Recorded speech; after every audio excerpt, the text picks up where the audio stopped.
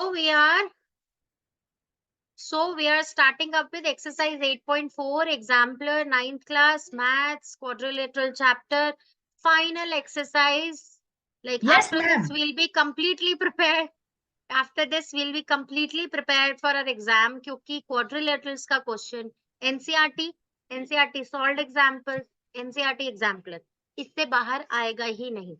और Yes, इस ma'am. Exercise में से भी जो हम एक्सरसाइज करने जा रहे हैं इसमें से भी there are very less chances question आता है, लेकिन सम टाइम्स जरूर आता है।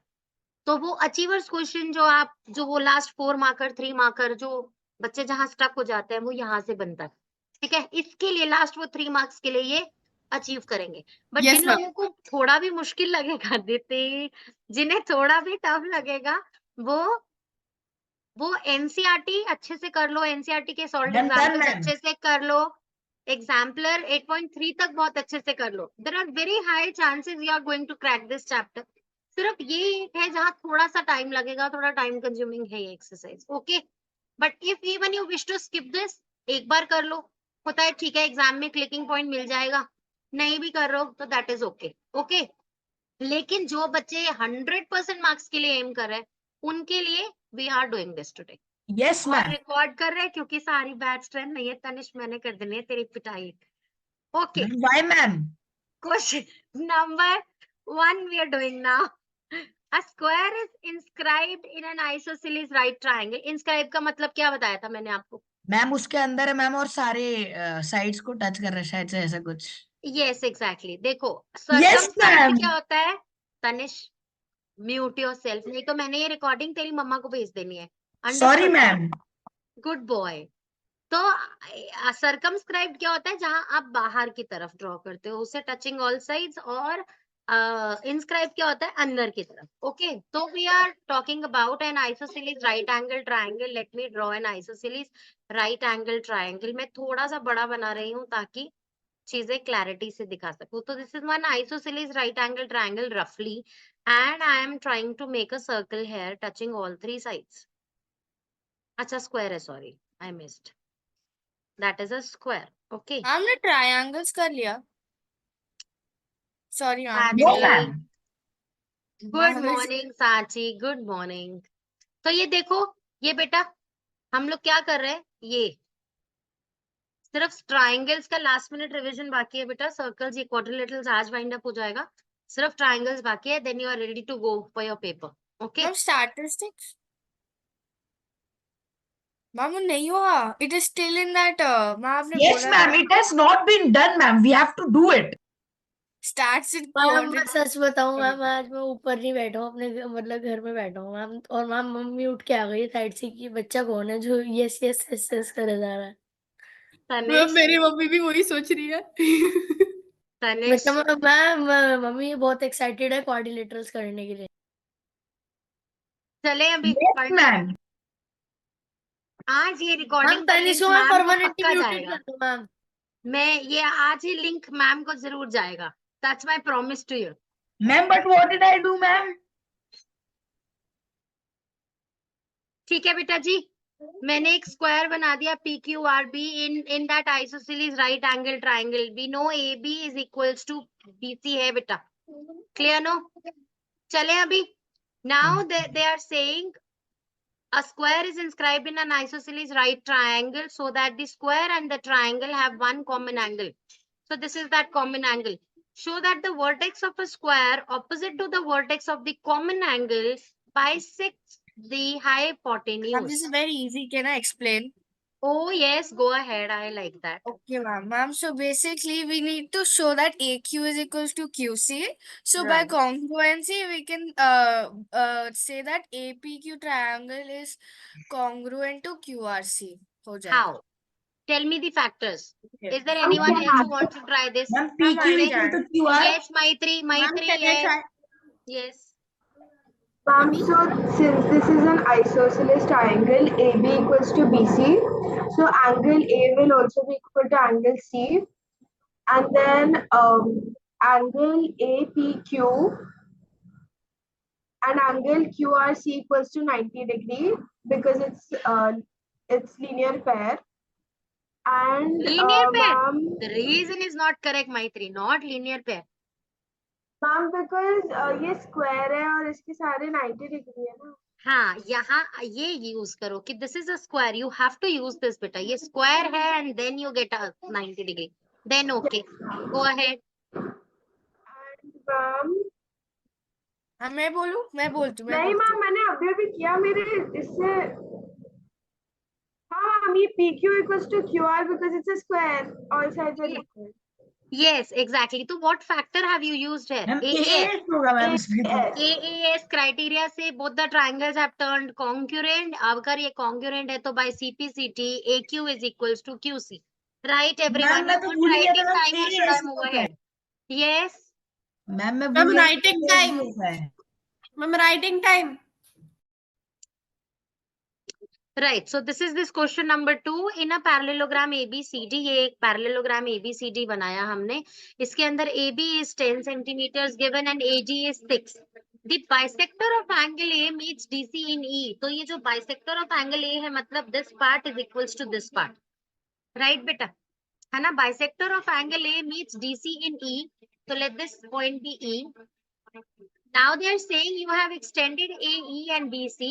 With dotted line I have extended and that is meeting at F. Find the length of CF. They want you to find this length. And this is very easy. Why? देखो ध्यान से बेटा.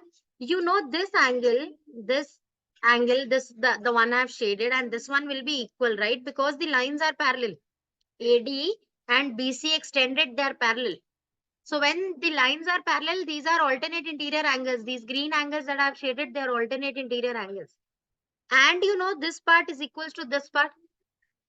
If this angle is equals to this angle and this one is equals to this one, that means these two are equal, right? And when these two are equal, that means this ABF is an isosceles triangle. And if that is an isosceles triangle, that means if this is 10, this is also 10. This complete thing is 10. Subtract that 6 out of it, you get this 4. Clear or not? Yes ma'am. How to write it now? You will start with alternate interior angles since AD is parallel to BC extended or BF. Then angle 1 is equals to angle 2. Now you will say angle 1 is equals to angle 3. Why? Because the AE is the bisector of angle A. Now from both the equations 1 and 2, where 1 equals to 2 and 1 equals to 3, that means 2 equals to 3. Hence ABF is an isosceles triangle. From that you get to know CF. When you subtract from 10, you subtract 6 from it. Okay. Quickly do it. Take writing time 2 minutes and we'll start with the next question. Right, beta ji. Question number 3 discuss कर रहे हैं जिसके अंदर they are saying PQ, RS are respectively the midpoints of side AB, BC and CD, DA of a quadrilateral ABCD. Hold on everyone. ABCD is not a rectangle, not a parallelogram given to you. तो यहाँ के angles की कोई property हमको पता नहीं है. Okay, this is just a quadrilateral. तो आप ये क्वाड्रिलेटरल ABCD आपको गिवन है, उसके मिड पॉइंट्स को आपने ज्वाइन कर दिया. तो I have marked those points, those halves that are equal. अभी दिस इज मिड पॉइंट्स को ज्वाइन करने से the figure so obtained is a rhombus. This we need to prove. उन्होंने सिर्फ आपको इतनी बात बताई है कि क्वाड्रिलेटरल ऐसा है जिसमें डायगोनल्स आर इक्वल. अब आप एक बात कर सकते हो बेटा, या तो आप सीधा सीधा सबसे पहले ये बात बोलो when diagonals are equal this is a rectangle. ठीक है, आई बच्चे बात समझ में कि नहीं आई? Diagonals are equal only in rectangles first. अगर आप उसके एंगल्स को 90 डिग्री बोल दो then that becomes a square. लेकिन जब डायगोनल्स इक्वल गिवन होते हैं तो दैट इज अ रेक्टेंगल. तो आप शुरू में ही कंक्लूड कर दो कि this is a rectangle, you know. ठीक है, और या फिर आप इसे डिक्लेयर नहीं करो, there will be a different way of solving it. अगर आपने इसे शुरू में ही रेक्टेंगल प्रूव कर दिया तो you can take this to be 90 degrees. ठीक है, AC is equals to BD से if you have declared this ABCD to be a rectangle then you can use a 90 degree का एंगल here later. ठीक है, but अगर नहीं किया तो फिर इसको सबसे पहले हम एक पैरेललोग्राम प्रूव कर रहे हैं. PQRS we'll prove a parallelogram. किस तरीके से करेंगे हम इसे parallelogram prove? Mid point theorem से. I am looking for just this triangle, triangle ABC. Triangle ABC के अंदर मिड पॉइंट से निकलकर मिड पॉइंट पे जा रहे हैं, mid point to mid point, what do you do? Mid point से मिड पॉइंट, हमेशा जो ट्राइंगल की थर्ड लाइन होती है उसके आप पैरेलल होते हो और उसके हाफ के इक्वल होते हो, है ना? तो फॉर एग्जांपल दिस एसी अगर ये 10 है तो 10 का half this PQ is 5. This is for an example I am telling, no one will write this. So PQ will be half of AC and PQ will be parallel to AC. Point 1 मिल गया? I'll write this here. PQ will be parallel to AC and PQ will be half of AC. Now I am taking another triangle, this one. This triangle I am taking. इस triangle के अंदर भी midpoint to midpoint जा रहे हो बेटा. So again you will be parallel to the third line and half of it. So I'll write this SR, RS or SR is parallel to AC and RS is equals to half of AC. कोई problem यहां तक? अभी दोनों points देखो ध्यान से. This PQ इसके parallel है, SR इसके पैरेलल है, इसका मतलब ये दोनों ही आपस में पैरेलल है, राइट? इसी तरीके से PQ AC का हाफ है, SR भी AC का हाफ है. If you are half of the same thing, दो चीजें सेम चीज का हाफ है तो इसका मतलब बोथ आर इक्वल, है ना? इफ दिस इज 10, उसका हाफ ये भी 5, उसका हाफ ये भी 5, बोथ आर इक्वल. तो इसका मतलब PQ यहाँ से दोनों पॉइंट से हमने ये कंक्लूड कर लिया कि PQ is parallel to SR and PQ is equals to SR. इसका मतलब PQRS इज अ पैरेललोग्राम. एक ही पेयर को पैरेलल, एक ही पेयर ऑफ साइड्स को क्वाड्रिलेटरल के जब आप पैरेलल और इक्वल दोनों प्रूव कर देते हो, that becomes a parallelogram, right? है ना? तो ये पैरेललोग्राम प्रूफ हो गया. मैंने ये बात आपको पहले समझाई हुई है कि पैरेललोग्राम प्रूफ करने के 3 तरीके होते हैं. Either you prove both pairs to be parallel, either you prove both pairs to be equal, और you prove both one pair, or you prove one pair to be parallel and equal both. तो you have used the third way here. आपने एक ही pair PQ और SR को parallel भी बोल दिया और इक्वल भी बोल दिया. Thus this figure is a parallelogram now.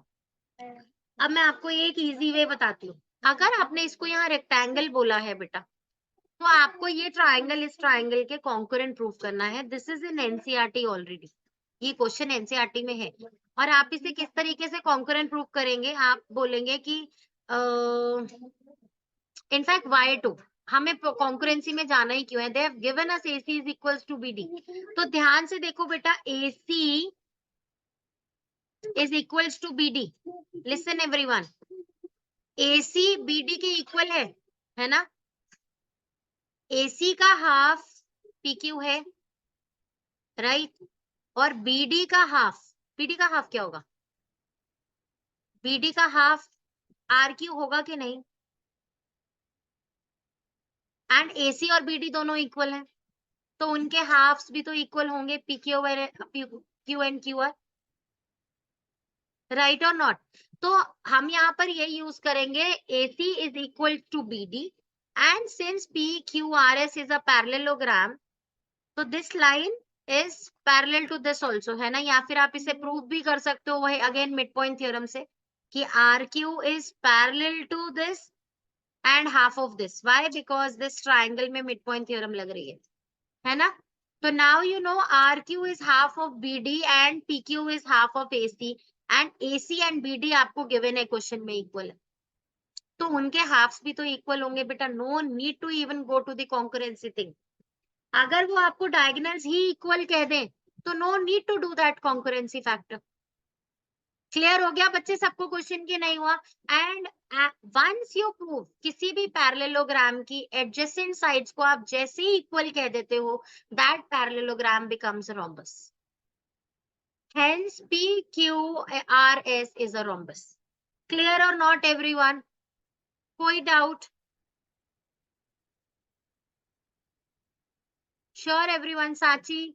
हाँ, हम इसे स्टेप वाइज कैसे लिखेंगे? लाइक सबसे पहले वी हैव टू राइट वो मिड पॉइंट थ्योरम वाले से स्टार्ट करना है ना? यस, पहले ये ट्रायंगल ABC लोगे, देन ये वाला फैक्टर ट्रायंगल ADC लोगे, देन आप इसे एक पैरेललोग्राम प्रूव कर दोगे वहां से फैक्टर्स निकाल के. जब आपने इसको एक पैरेललोग्राम प्रूव कर दिया, उसके बाद you will say for your convenience, क्योंकि आपको यहाँ पे इसे हाफ प्रूव करना है, तो आप फिर से, ऑल्दो करने की जरूरत नहीं है, this is already a parallelogram, लेकिन आपको क्योंकि वो साइड्स इक्वल कहनी है, इसीलिए आप क्या करेंगे यहाँ पे, आप बताएंगे कि this in this triangle BCD, which one? This BCD. In this triangle BCD, you are going from midpoint to midpoint again. Q से R दोनों midpoints को touch कर रहे हो, तो you will be parallel to the third side and half of it. तो parallel to the third side and half of it से हमें ये पता चल गया कि RQ is half of BD. So two sides of your PQRS, they are equal. Why? क्योंकि diagonals जिनके वो half थे, वो दोनों diagonals भी equal थी, तो उनके दोनों के halves भी equal होंगे. Understood or not, everyone? Clear how to write this? बोलो दीदी. मैम बट एक डाउट है मैम अगर हमें कॉन्ग्रुएंस प्रूव लाइक करना होता तो मैम हम कैसे करते? मैम वो मेरे से हो नहीं रहा। कॉन्करेंस करना होता तो बेटा पहले क्योंकि कि रेक्टेंगल प्रूव कर दिया ना आपने. हाँ आप यहाँ से ही डायगोनल्स इक्वल तो रेक्टेंगल तो ऑपोजिट साइड्स इक्वल, तो उसके halves equal. This equals to this. Understood और not? Q mid point, this equals to this 90 degree. Okay ऐसे होता फिर. वो यहाँ से पहले रेक्टेंगल प्रूव करके होता. ओके. और किसी को कोई डाउट सृष्टि? नो मैम समझ आ गया। अर्नव बेटा clear? Yes ma'am. Janisha, Yes, ma'am. write this quickly in your notebook जल्दी से, giving 2 minutes writing time. Okay बेटा, अब हम क्या कर रहे हैं, क्वेश्चन नंबर 5 सॉल्व कर रहे हैं. क्वेश्चन नंबर 5 के अंदर दे have given us P, Q, R and S are respectively the midpoints of side AB, BC, CD and DA of a quadrilateral ABCD. In this ABCD quadrilateral, they have not given you that this is a parallelogram. ये question is different from the NCERT one because they have given you here quadrilateral ABCD. And they have told you in that quadrilateral AC is equals to BD. तो ये वाला line I'll draw in pink. So this AC and this BD, they are equal. ठीक है, ये दो lines आपको equal given है. And they have also given that AC is perpendicular to BD. That means this angle is given 90 degree to you. है ना, ये perpendicular है आपस में. Now they want you to prove PQRS a square. तो मैं पहले आपको जर्नी बता दूं, किसी को भी आप स्क्वायर कैसे प्रूव करते हैं. PQRS को स्क्वायर प्रूव करने के लिए you will first of all prove that PQRS to be a parallelogram. Then that parallelogram you will prove to be rhombus. And that rhombus then you will prove to be a square. कैसे parallelogram कैसे करेंगे? Again दो triangles लेके, जैसे अभी हमने पिछले question में किया है कि पहले मैंने ये एक ट्राइंगल लिया, इस एक ट्राइंगल के अंदर this side is parallel to AC and half of AC, right? PQ क्या हो गया? Equal to AC and half of AC, parallel to AC and half of AC. Similarly this SR, अब मैंने कौन सा ट्राइंगल कंसिडर किया? Triangle ADC. अभी triangle ADC के अंदर mid point to mid point जा रहे हैं, तो this SR is parallel to AC and half of it as well. इन दोनों फैक्ट से, इक्वेशन 1 एंड 2 से, we have got to know that PQ is equal to SR and half of it as well. यहां तक का question बिल्कुल same आप पीछे कर आए हो. तो you have proved this PQRS as a parallelogram. अब अगर ये पैरेललोग्राम प्रूव हो गया बेटा, अब हम क्या कहेंगे? अब हम कहेंगे कि again this BCD triangle I am taking. In this triangle BCD, this mid point से मिड पॉइंट जा रहे हो आप, तो ये क्या हो जाएगा? This will be parallel to BD and half of BD, right?